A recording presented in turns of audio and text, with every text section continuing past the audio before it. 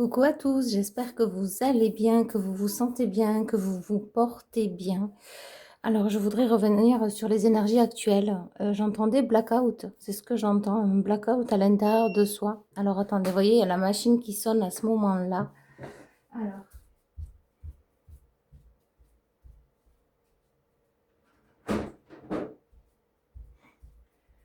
alors c'est marrant parce que j'ai une petite odeur de cramé.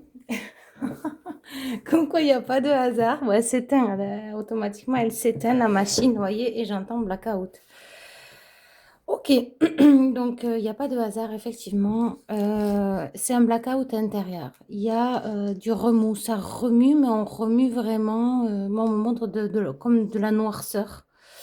Euh, j'ai, on parle de cru. Euh, étant associé à l'eau, alors je vais aller voir effectivement. Alors je reviens en blackout intérieur. Extrêmement violent, extrêmement intense pour chacun. C'est ce qu'on me dit. Chacun le vit aussi à sa manière, à sa profondeur. Alors, certaines personnes vont partir complètement dans des addictions fortement ou à la dérive ou dans des coups de colère. On peut parler de la perversion, des gens qui sont perverses, qui sont colériques, qui sont nerveux.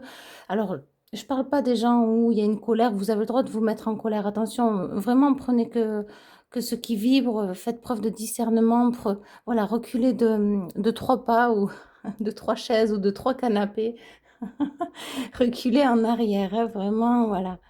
Mais ouvrez les écoutilles, j'entends, ouvrez les écoutilles. Bon, vous voyez, c'est comme si là, j'ai plus rien. Il y a comme un blackout, c'est clair, j'ai un calme plat. Il n'y a rien qui se passe. Et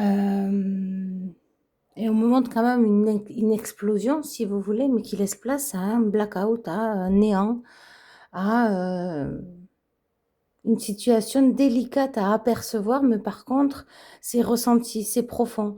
Alors, ça peut perturber les nuits, ça peut donner des maux de tête, des migraines, des angoisses, des sueurs froides, des grandes lassitudes. On montre quelqu'un qui se frotte le front, qui a chaud. Vous pouvez avoir vraiment du mal à dormir la nuit comme jamais ça vous est arrivé ou très rarement dans votre vie. Il peut y avoir d'extrêmes fatigues dans la journée, être lasse, être poisseux, poisseuse, vous voyez, moite aussi, bon, lié à la chaleur certes, mais d'un point de vue énergétique, si vous voulez, on a du mal à avancer, de mettre un pas devant l'autre. Alors ça peut ne pas concerner tout le monde, mais en tout cas d'ordre général, il y a de l'excitation dans l'air. Donc pour ceux qui sont contents, ça va être extrême dans l'extrême. Et j'ai un blackout intérieur quand même, vous voyez. On peut parler de mental, vous voyez, de mentaliser les choses peut... on me montre quelqu'un qui sort de sa personnalité quant à faire semblant, porter un masque. Mais si on parle d'ordre général, c'est profond là, hein. Ok, blackout, intérieur, c'est ce que j'entends. Ok, alors je ne suis pas épargnée, hein, comme tout un chacun. Alors on va aller voir. Oui, effectivement, ça va aller jusqu'à la nouvelle lune. La nouvelle lune, elle a lieu fin août. On est encore dans les énergies de la pleine lune avec l'éclipse, hein, c'est pas rien. Ça se produit tous les 40 ans, je crois, ou tous les 20 ans, l'éclipse, à peu près 20-30 ans.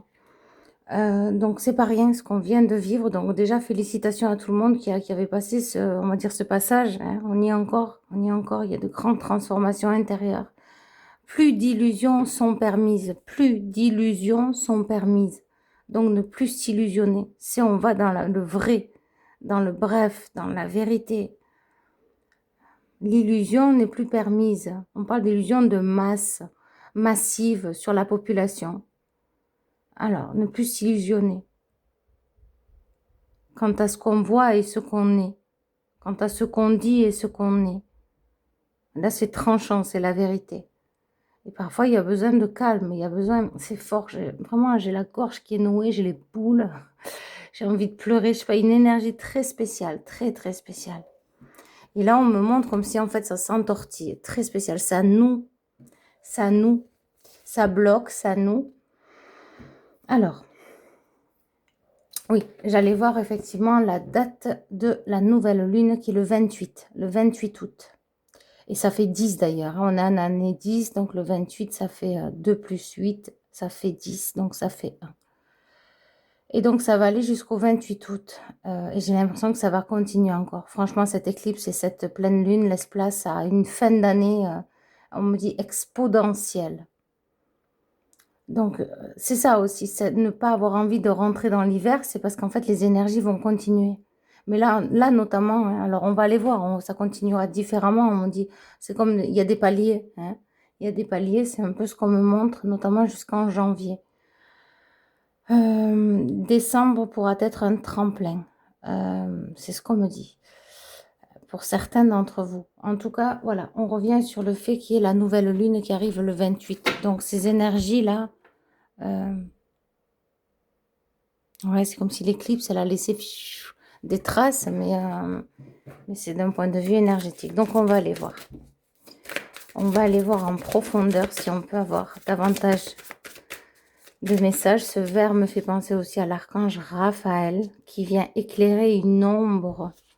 On parle d'une ombre au tableau, une ombre profonde. Donc une ombre, c'est quelque chose, une part de vous. Hein. Peut-être que vous ignorez. Alors attendez, je préfère qu'elle tombe.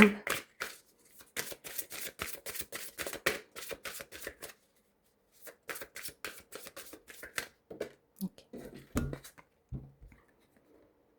La révélation. On a hein, cette fleur du lotus d'où elle sort de la boue. Hein. C'est bien ça que je voyais les eaux troubles. Je sais pas, ça circule mal, quoi. Il y a une énergie qui, on comprend pas. C'est comme si on n'a jamais connu cette énergie. Qu'est-ce qui se passe? Ça laisse un trouble. Ça, on est dans l'incompréhension, dans l'incapacité de comprendre ce qui se passe, ce qui se trame, ce qui est réellement là. Et quand on va en profondeur, c'est un néant.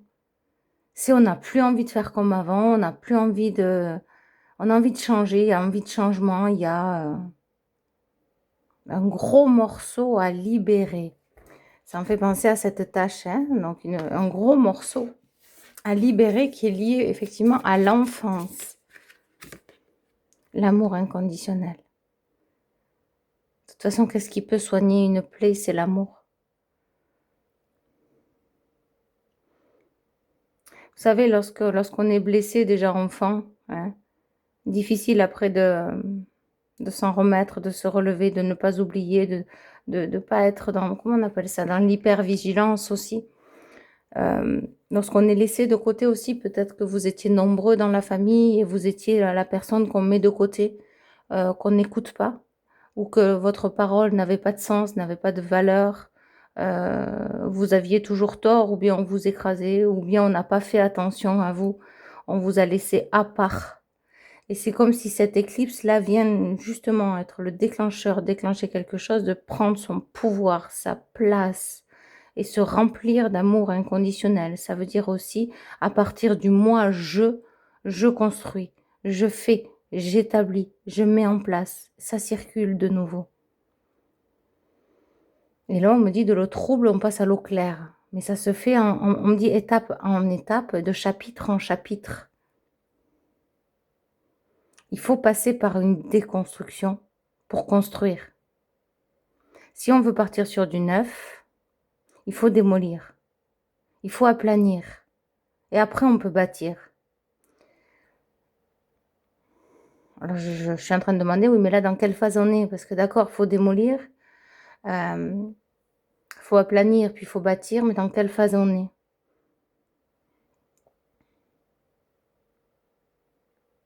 On me dit dans la phase des travaux finis. Ok. Alors, attendez, je rigole, mais je rigeonne parce que je comprends pas. L'inspection des travaux.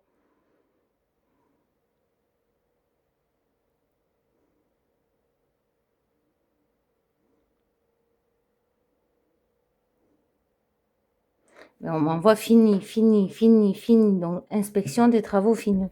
Donc, ok. C'est en chemin. Donc, tout dépend. Là, j'ai vraiment des personnes où c'est en chemin, justement, cette bâtisse, cette construction. On peut parler, imagé, hein, vraiment un bâtiment, voilà. Alors pour certains, on a vraiment récuré, on a aplani le sol, on est venu mettre à plat, on a débroussaillé tout ce qui n'allait plus, les mises en attente, les compréhensions. Il y en a certains qui sont là, hein, sur le chemin, en train d'essayer de se dépatouiller énergétiquement d'une situation en particulier. On parle de mise en attente, on me montre le téléphone. Peut-être que vous attendez un coup de fil, peut-être qu'il y a, voilà. On va globaliser, hein, énergétiquement. On me dit mise en lumière, on me parle aussi de fatigue extrême, courante chez certains, chez certaines aussi. Quant à la lassitude, lassé de cette vie, lassé de vivre pareil, comme ça, de faire pareil, les habitudes, de toujours mettre en place les mêmes choses, jouer un rôle ou faire semblant finalement. Finalement, j'aimerais faire ça, mais entre guillemets, mais qui vous en empêche? Je parle pas des personnes qui sont handicapées, qui ont des douleurs, qui sont alitées, etc. Mais sinon, qui vous en empêche? Et pour d'autres, voilà, que pouvez-vous mettre en place? Peut-être avez-vous envie d'écrire, de lire, de dessiner, de peindre. Si vous pouvez, voilà, faites. Bon, les guides insistent beaucoup sur la créativité, vraiment, peu importe, sur les passions et la créativité. Mise en avant, mise en action, on accélère, on se nourrit différemment. Là, je pense qu'il y a vraiment, il faut se nourrir de la spiritualité et de l'énergie. Et de l'énergie que vous vibrez et que vous voulez vibrer. C'est aussi qui je suis dans l'énergie. Voyez, c'est comme s'il y a une personne, il y a vous à côté, mais qui êtes-vous? Si on éteint la parole, on éteint les yeux, on ferme les yeux, on ferme la bouche, on bouche le nez, on bouche les oreilles, on immobilise le toucher, on va dire les mains. Qui êtes-vous dans l'énergie? Waouh, c'est beau. Se ressourcer soi pour en deviner et en voir les vertus de cette énergie qui vous habite, qui vous incorpore et que vous émanez. Et à travers l'art, la créativité, les passions, alors on peut s'en nourrir, s'y appuyer, s'y régénérer dans cette énergie de base qui est la vôtre.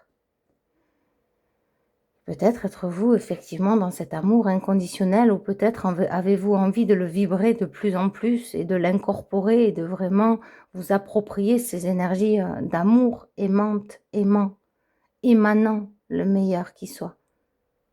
Émanez aussi cette énergie d'amour. Au plus.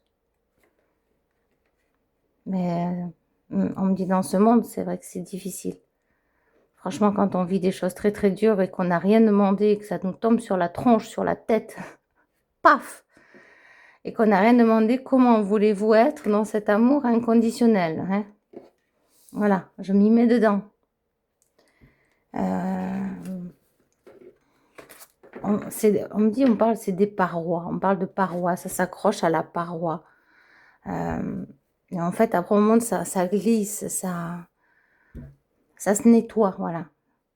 Ces énergies, effectivement, qui sont peut-être douloureuses et souffrantes actuellement, ça va se nettoyer. Il y a un processus de nettoyage, il y a un processus libératoire, de libération, qui va se mettre en place, comme quand, plus tard, dans l'oubli, 3 points de suspension, vous aurez oublié, vous aurez passé cette épreuve, ce cap, et vous serez redirigé, une redirection, un renouveau, une nouvelle attitude, de nouveaux bienfaits.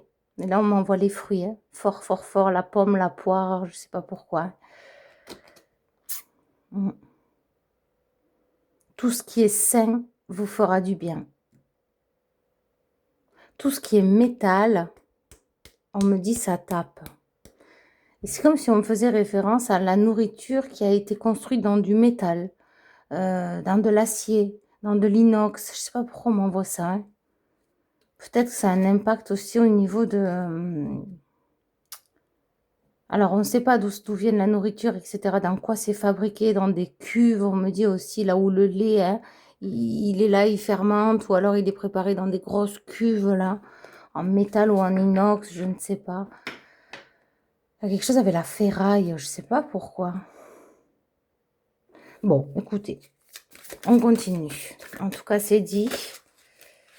Quelque chose avec la ferraille, le fer et la ferraille, ouais. Peut-être qu'on n'est pas au courant de tout. Et d'ailleurs, on parle du plomb, des petits trucs qu'il y a dans l'eau du robinet aussi, qui va bientôt se transférer dans certaines bouteilles. Ils sont très malins, hein. Bref, restriction et plaisir. C'est ça, hein. C'est la phase dans laquelle nous passons, hein. Il y a vraiment les gens qui se restreignent là et qui s'oppriment, qui s'oppressent, et c'est lié à l'enfance. Parce qu'on ne vous a pas regardé, parce qu'on ne, parce qu'on vous a jugé, parce qu'on vous a... Comment?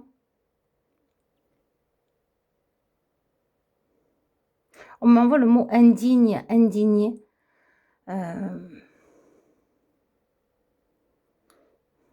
Juger, ouais, le jugement des autres. Va là-bas, fais ci, fais ça. Votre avis importait peu, on prêtait peu attention à vous. Pourquoi? Parce que peut-être qu'il y avait une famille nombreuse, vous aviez des frères et des sœurs. Peut-être que même eux étaient perverses ou étaient ignorants avec vous. Peut-être avez-vous juste un seul frère ou une seule sœur et c'était avec les autres la guéguerre. On parle aussi de famine, de pauvreté, des gens qui ont manqué peut-être dans un karma générationnel qui monte aux parents de vos parents à l'après-guerre et donc qui ont connu justement tout ce qui est émotion reliée à l'alimentation. Et donc, on ne se parle pas, il n'y a pas d'amour, et lorsqu'on passe à table, eh bien là, il y a tout le monde, on propose le plat. Tu en veux encore, finis ton assiette. T'en reveux, mange encore, mange, t'as pas assez mangé. Alors que le ventre d'un enfant, ce n'est pas le ventre d'un adulte, hein. Suivant la taille que vous faites, la quantité n'est pas la même que quelqu'un de plus grand. À 1,60 m, on ne mange pas pareil qu'à quelqu'un qui fait 1,70 m, 1,80 m, 1,90 m. Donc pensez-vous qu'un petit enfant ne va pas se servir les mêmes portions. C'est normal s'il finit pas son assiette. C'est normal s'il veut pas en reprendre. Et donc là, on cause... on peut parler aussi, oui, de bouffée d'alimentation, de boulimie à outrance ou bien de restriction. Effectivement, après on agrandit l'estomac de l'enfant, donc l'enfant, bien sûr qu'il a faim après, en le poussant à manger à travers le plaisir de la mère ou l'autorité du père ou l'autorité de la mère, mange, il faut que tu manges, ou l'autorité du père, mange, il faut que tu manges. Ou alors il y en a un qui mangeait comme porc-épic, on me dit comme un porc, ou le père ou la mère qui avalait, qui mangeait très vite et à outrance et des grosses quantités, et ça parle la bouche pleine, et ça parle à haute voix. Et là, il y a tout le monde qui partage, et quand c'est fini, il n'y a plus personne. Il n'y a plus d'amour, il n'y a plus rien, c'est vide total.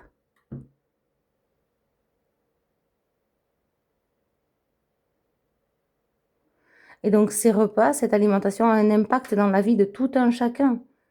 De tout un chacun. Parfois, on amène le gâteau avec énormément d'amour, le grand sourire, on voit la mère ou le père qui est content parce qu'il y a ce gâteau qui arrive en dessert. Et donc, on adore les gâteaux, ou bien mais quand on est en manque d'amour, on peut se réfugier dans le sucre ou bien dans le sel, parce que l'apéritif était important avant. Après, vous avez fait peut-être vos choix, hein, le sel ou le sucre. Mais ça, c'est important aussi, parce que l'alimentation a un impact sur votre quotidien actuel. Et si vous voyez bien les personnes qui jeûnent, alors moi, je pousse personne à faire quoi que ce soit, hein. Si vous voulez entamer quelque chose, allez voir un médecin, ou voilà, faites avec en âme et conscience. Mais effectivement, quand on jeûne, quand on saute des repas, hein, parce que c'est qui a dit il faut manger matin, midi et soir? C'est la société. On mange quand on a faim. Logiquement, c'est ça. On peut manger par gourmandise, mais dans la logique, si on retourne à la base, un être humain devrait manger pour s'alimenter quand il a faim. Logiquement, c'est ça. Ça serait l'éducation des parents que de dire, mais on ne peut pas, puisque les enfants sont à l'école, ils sont à la maternelle, ils sont à la crèche, ils mangent, ils ont les repas matin, midi et soir. Donc on peut pas transgresser ça, si vous voulez. Sinon, il faut partir à l'aventure et on me dit s'expatrier ou bien à l'anarchie. Et c'est ok l'anarchie, attention, je ne le vois pas du mauvais côté, mais c'est partir voilà, à l'aventure, créer sa propre vie. Voilà, à la sauvage, mais moi j'adore, j'ai rien contre tout ça, voilà, libre à chacun, bien au contraire. Sortir du cadre de la société, voilà. Et donc l'enfant aussi, hein, il suit, il suit. Et il mange à son propre rythme. Enfin, si les parents sont, voilà, ne forçant rien, l'enfant sait quand il a faim ou quand il n'a pas faim. Quand il a envie, il n'a pas envie, voilà, il a le droit aussi d'avoir des envies, hein. C'est l'instinct, c'est l'instinct. On parle d'instinct de survie, je sais pas pourquoi. Effectivement, ça peut être relié. Mais quand on a faim, on mange parce que le corps en a besoin. C'est immédiat, c'est instinctif. Et ça, en fait, c'est oublié, hein. C'est oublié, c'est perdu depuis l'après-guerre où les grands-parents se sont privés, ils pouvaient pas acheter, famille nombreuse, etc. Donc aussi, ce qu'on pourrait dire là, c'est aussi bien écouter sa faim. C'est-à-dire quand le ventre vraiment il gargouille, c'est ok, là j'ai faim. Votre corps vous parle et votre cœur vous dira quoi manger. Qu'est-ce que je vais manger? Je prends 2 secondes, qu'est-ce que je vais manger? Quelque chose de nourrissant, bien sûr. À ce moment-là, quand le ventre gargouille, il faut manger quelque chose de nourrissant. Des protéines, des légumes, des fruits, des légumineuses. Il faut manger quelque chose de nourrissant. Après, c'est les gourmandises. Les gourmandises, c'est autre chose. C'est des encas, hein. Mais pas y aller dans l'excès. Parce que quand on est dans l'excès, après, on se retrouve dans la restriction. Et donc, comment trouver le juste équilibre là-dedans? On peut aller loin comme ça. Toujours excès et après période de restriction. Excès, période de restriction. Ou un jour je vais dans l'excès, l'autre je me restreins. C'est ok si vous vous sentez bien, si vous n'êtes pas trop fatigué, etc. Mais en soi, c'est un rythme et une hygiène de vie qui est demandé. Au plus que vous pouvez, hein, en âme et conscience. Parce qu'il faut savoir que l'alimentation, si c'est mal mené, c'est un capteur, un captivateur d'énergie. Il vous vole votre énergie. L'alimentation vous vole votre énergie. L'énergie vitale. C'est-à-dire que vous allez manger du sucre, vous allez manger des gâteaux, vous allez manger peut-être trop, même en quantité. Eh bien, vous allez être épuisé. Vous n'allez plus avoir envie d'avancer parce que vous avez le ventre plein. Difficile de faire les choses. Il y a des choses que vous allez plus faire alors que vous étiez parti sur l'élan de le faire. Mais après manger, on n'a plus envie. Pourquoi? Parce que ou bien c'est trop grosse quantité, ou bien c'est de la mauvaise nutrition.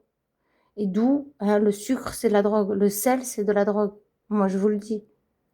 Moi, je vous le dis. Ça, ça change une énergie. L'énergie de base, elle est changée. Si vous mangez une plaquette de chocolat ou deux, vous n'allez plus être la même personne qu'avant d'avoir mangé. Vraiment. Et ça, c'est important d'en tenir compte. Et lorsque vous allez en prendre conscience, pour ceux en qui ça vibre, bien vous allez manger différemment ou moins, ou vous écoutez davantage. C'est en chemin, c'est en chemin. Je le rappellerai, je suis là aussi pour passer des messages. Je suis une passeuse de messages, donc c'est dit, il fallait le dire, c'est ce qu'on me dit, c'est important. Et on croit que ça donne de l'énergie, mais c'est des pulsions, c'est des envies qui font que c'est aussi le manque d'amour, le manque d'attention, le manque de tendresse, l'ennui, la déprime, le manque d'extérieur, le manque aussi d'endorphine, c'est ce qu'on me dit, d'énergie, et le manque de, comment dire, vous savez, lorsqu'on fait quelque chose, on est dans le truc et on oublie la nourriture. Quand on est dans une activité, quelque chose qui nous plaît, on oublie la nourriture. Ou bien on mange avec plaisir. Mais pas par défaut, pas à défaut. Voilà, c'est bien discerner ça. Que la nourriture peut être un bouche-trou, si vous voulez. Un bouche-trou au niveau émotionnel. Je manque de quelque chose, donc je me nourris. Il faut que je remplisse ce vide qui est en moi. D'une manière ou d'une autre, il faut que je le comble. Et parfois, c'est vite, vite. Il y a quelque chose qui ne va pas, il y a une envie subite qui vient, qui est soudaine, et on a vite envie de combler ce manque. Et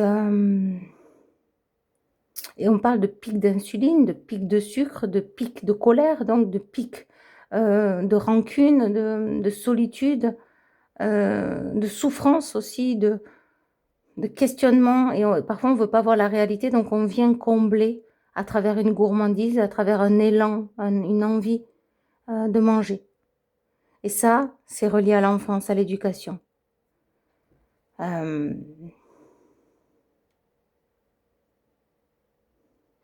C'est comme si on fait ressentir un enfant qui est bien, il est dans sa chambre en train de jouer, mais il n'a pas faim, hein. Mais on lui dit: «À table, allez à table, à table, dépêche-toi à table». Alors que l'enfant, il est dans son monde, il est dans sa bulle, il n'a pas faim du tout et on vient tout lui couper, quoi. Au lieu de venir lui demander: «Est-ce que tu as faim?» Parce qu'un enfant, on doit le respecter. On doit respecter ses envies, ses émotions. Ouais, on me parle aussi de pulsion. Pulsion, mais c'est-à-dire que si à un moment il vient, il dit: «Maman, j'ai faim», ben oui, je vais te donner un fruit, une banane, quelque chose qui bien sûr qui est bon, voilà, on peut pas des gâteaux, vous pouvez aussi donner des gâteaux. Encore mieux de les faire maison. Je sais pas pourquoi on m'envoie le gâteau aux pommes, hein, ça parlera à certaines personnes, pommes, poires, prunes, pêches, abricots, vous savez les gâteaux là, tout simple, gâteau yaourt, œufs, farine là, quelque chose comme ça là, très simple. Donc il y avait des fruits dedans. Bon, trêve de parenthèse. Mais c'est important. C'est ce qu'on me dit de le souligner. Parfois, c'est mieux quand c'est fait maison et il faut avoir le temps, effectivement, de cuisiner. Mais l'alimentation est essentielle pour avancer, surtout dans ce passage énergétique dans lequel on est. Et surtout, il y a une conscience qui vient. Il y a la conscience humaine. On ne peut plus faire semblant. Comme la bactérie, la E, co, plus loin, li, ça vient de la viande ou je ne sais d'où là. Mais il faut voir aussi d'où maintenant vient la viande, comment sont élevées les bêtes, avec quoi elles sont nourries. On voit même pas la différence entre, la viande hachée, un steak haché et un faux d'un vrai. Alors que c'est pas du tout la même viande. Donc faites attention. Alors je toujours prenez je lâche, moi je dis les choses comme elles viennent, prenez-les comme vous voulez. Mais vraiment, c'est-à-dire qu'il y a plein de choses qui sont mises en lumière. Plein de choses qui sont mises en lumière et on doit faire attention aussi à écouter son ressenti quand on achète. Plus trop acheter avec la tête, mais acheter avec son cœur et son âme. Oui, je crois que c'est une petite fille encore qui est décédée par rapport à une pizza qu'elle a achetée et sa maman est passée sur YouTube, sur TikTok, mais personne n'en a parlé à la télé.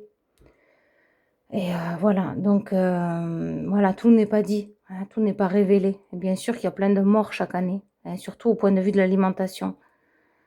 Donc vraiment, c'est important d'écouter votre ressenti, votre cœur au moment où vous allez faire les courses de ce que vous voyez, si un truc là, boum, vous n'avez pas envie de le manger, ne le mangez pas. Si vous semble pas bon, si vous inspire pas, eh beh, écoutez, jetez ou ne mangez pas. C'est pour ça, il y a vraiment faites attention. C'est pas pour créer la peur, mais lorsqu'on est c'est mis en lumière maintenant grâce au réseau. Avant, il y avait pas tout ça. Donc en fait, il y a une prise de conscience massive quant à l'alimentation actuelle, à s'en méfier, à faire attention et à manger au plus sain. Ça, c'est important. Allez. Ouais, on reviendra effectivement sur bah ouais, c'est le message. Mais il y a tellement de choses à dire. Invention et force de vie. Ouais, la créativité, je vous dis, les guides insistent là-dessus aussi pour voir qui vous êtes dans l'énergie, ce que vous émanez dans votre énergie. Et pour ça, il faut y aller, il faut aller profondément pour savoir quelle énergie vous vibrez. Alors bien sûr, on parle d'énergie de base, le tronc. Mais après, suivant les circonstances, les situations, vous pouvez vibrer cette énergie, un peu, elle peut différer, hein, suivant là où vous vous trouvez. Mais l'énergie de base, c'est comme s'il fallait l'embrasser. Votre énergie de base, la force de vie. C'est ça, ça rejoint aussi l'alimentation qui donne la force de vie, hein. Quand on est en forme, hein, on est en force, en forme, on est bien, on est aligné. Mais voilà, je sais que vous comprenez ce que je veux dire, que L'alimentation peut gâcher une journée, peut gâcher des activités, des attractions, des choses, ce dont on vous invite à faire. Et donc, ça peut alourdir et remettre à plus tard.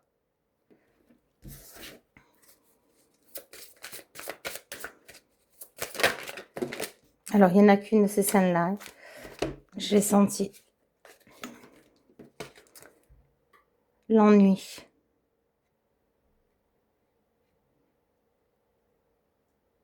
Ça rejoint hein, vraiment avec le fait de ne pas avoir envie. Et ça peut... c'est le manque d'amour. On a, voilà, vous voyez, on a une mère qui retient l'enfant, mais l'enfant veut attraper l'amour, il demande de l'amour, il en a qu'après l'amour. Hein, et on lui tend ce cœur, mais ce cœur vient de la vie, vient d'en haut, c'est la même couleur. Tandis qu'ici, sur Terre, j'ai un parent, on va dire ça comme ça, qui retient l'enfant de prendre le cœur, de prendre l'amour. Et donc, on parle d'enfants blessés, d'enfants meurtris. C'est comme ça que j'interprète la carte, d'accord? Il y a vraiment le retour à cet amour inconditionnel dont vous avez manqué dans l'enfance.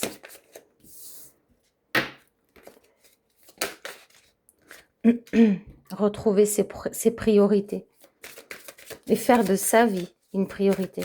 Que vous fassiez de votre vie une priorité et de vos envies. On a encore l'imagination avec l'enfant intérieur.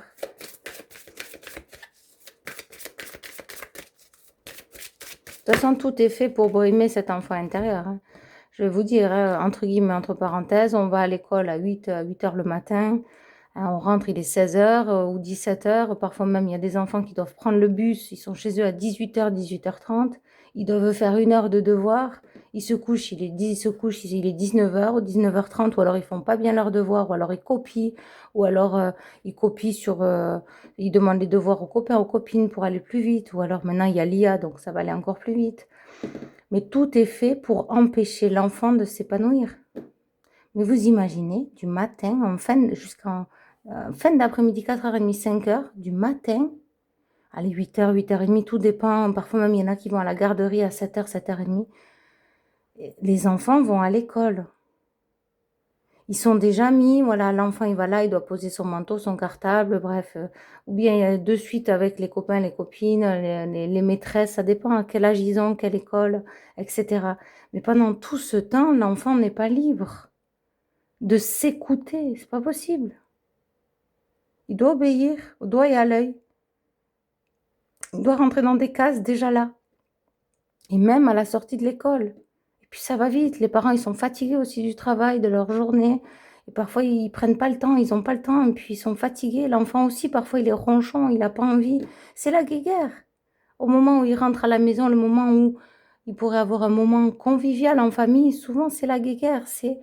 On en a plein le dos, on est fatigué, on arrive du mal à discuter, on n'a qu'une seule envie, c'est ou de s'allonger sur le canapé, ou d'aller au lit, ou que les choses aillent vite pour enfin trouver le calme. Et le calme est de court répit.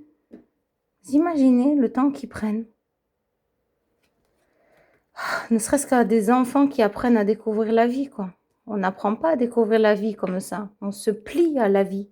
On se plie, on est restreint là aussi, la restriction. Ouais.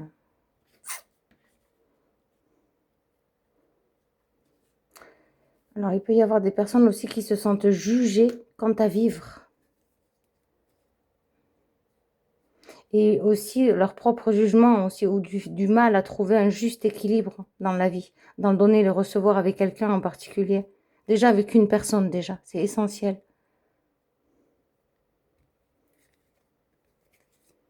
Ouais, franchement, reliez-vous à la créativité, notamment maintenant. Énergétiquement, c'est puissant. Ouais. Ok, ben voilà, écoutez, c'est la vidéo du jour. Je vous envoie beaucoup, beaucoup, beaucoup d'amour et je vous dis à bientôt. Bye bye.